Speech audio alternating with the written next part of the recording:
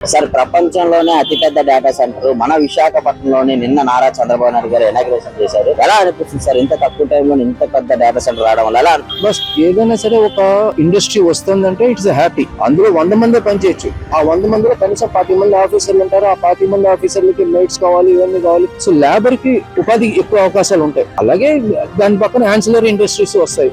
ఇవన్నీ కూడా ఎంతో ఉపయోగం. We are happy. ఏదైనా సరే it will take some time, but there is a chance, 100% chance to get change. అంతే. చంద్రబాబు నాయుడు కూడా ఇది సంవత్సరంలోనే ఇంకా అసెంబ్లీట్ చేయమంటున్నారు. గూగుల్ డేటా సెంటర్ అంటే త్వరగా పనులు పూర్తి చేయమంటున్నారు.